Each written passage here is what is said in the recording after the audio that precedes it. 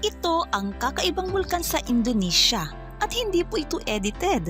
Kulay asul talaga ang nakikita ninyo at tuwing gabi lamang makikita ang tila ba kulay asul na lavang ito.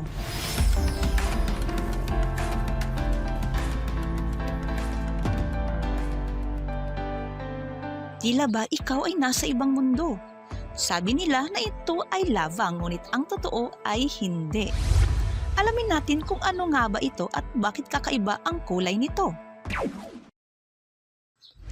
Sa tuktok ng bulkan rin ay makikita ang kulay turquoise na lawang ito. Sa ganda ng lawang ito, tila ba napakasarap languyin.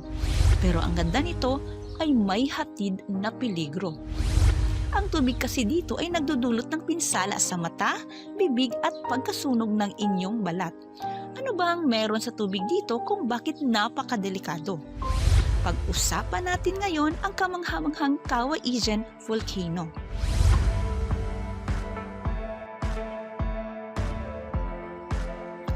Ang Indonesia ay isa ring archipelago gaya ng Pilipinas. Binubuo ito ng mahigit 17,500 na isla. Dahil sa Indonesia ay malapit sa Pacific Ring of Fire, ito ay naging tahanan ng maraming aktibong bulkan. Kabilang na dito ang Cawaijan Volcano na matatagpuan sa isla ng Java. Natatangi ang Cawaijan Volcano sa buong mundo dahil nagtataglay ito ng dalawang hindi pangkaraniwang phenomenon. Ang unang nakatawag pansin lalo na ng mga eksperto ay ang larawang ito ng bulkan. Ang Cawaijan tuwing umaga ay maihahalin tulad sa ibang tipikal na bulkan. Ngunit kapag gabi at madilim na, saka lumalabas ang totoong kulay ng bulkang ito. Dahil sa kulay asul raw nitong lava, kaya ito hinahangaan at naging popular sa buong mundo. Pero alam mo ba, hindi talaga ito lava. Ayon sa photographer na si Oliver Grunewald, ito ay apoy na dulot ng pagkasunog ng sulfuric gases mula sa ilalim ng lupa. Lahat naman ng bulkan ay naglalabas ng sulfuric gases, ngunit iba ang taas ng level ng sulfuric gases na inilalabas ng Cawaijan. Ayon sa mga geologist, ang kakaibang asul na apoy ay nangyayari dahil sa pagsabog ng mga sulfuric gases sa bulkan. Ang sulfur na sumisingaw mula sa ilalim ng bulkan ay humahalo sa oxygen sa hangin at ito'y gumagawa ng apoy na kulay asul. Alam niyo ba mga kastorya na umaabot minsan ang apoy nito ng 5 metro ang taas? Kaya hindi talaga biro ang lakas ng apoy ng Cawaijan.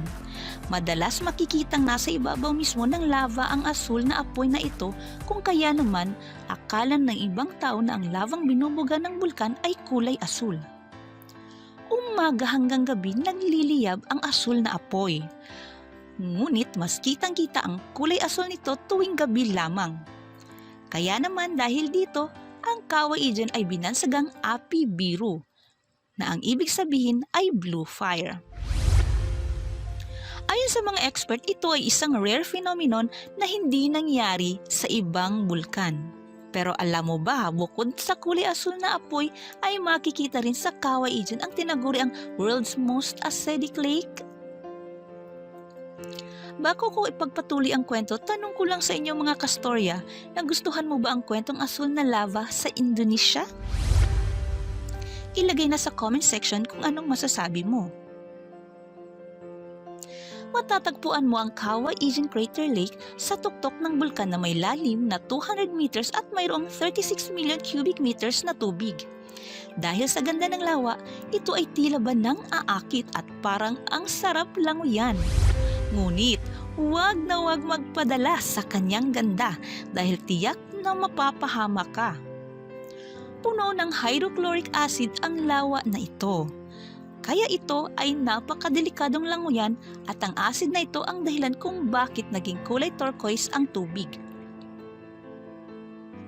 Naglalabas kasi ang bulkan na ito ng hydrogen chloride gas na humahalo sa tubig at bumubuo ng hydrochloric acid na may 0 pH. Ang terminong pH ay tumutukoy sa pagsukat kung gaano ka-acidic ang isang liquid solution. Ito ay may range na 0 hanggang 14. Ang neutral na pH ay nasa 7. Kapag bumaba ang pH sa 7, ibig sabihin acidic na ito. Kaya napaka-acidic talaga ng tubig sa Cauayan Lake dahil 0 ang pH nito. Maaring mapinsala ang iyong mata, bibig, lalamunan at maaari ring masunog ang balat ng isang tao kaya hindi talaga pwedeng mag-swimming dito. Ngunit kahit bawal mag-swimming dito, ay marami pa rin namang bumibisita sa lawang ito dahil sa taglay nitong ganda. Nais ng mga turista na masaksihan ang once-in-a-lifetime phenomenon dito. Ang mga visitors ay pinapasuot ng protective gear gaya na lamang ng gas mask upang maprotektahan sila mula sa toxic gases na ibinubuga ng bulkan. Aside sa turismo, nakikinabang din ang lokal na mga residente sa bulkan dahil isa ito sa pinagkukuhanan nila ng hanap buhay. Sila ay nagmimina ng sulfur mula sa bulkan at ibinebenta nila ito dahil ang chemical na ito ay ginagamit sa paggawa ng car batteries at fertilizer. Ang nakakabahala lamang ay delikado sa kalusugan na makalanghap ng toxic gases mula sa bulkan.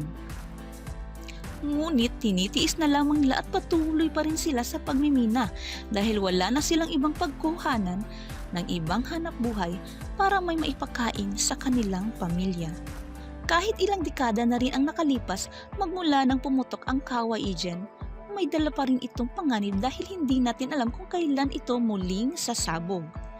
Ngunit ganun pa man, hindi makakaila ang gandang taglay ng Cauayan. Ito po si Lady Jo, ang inyong kastorya hanggang sa muli.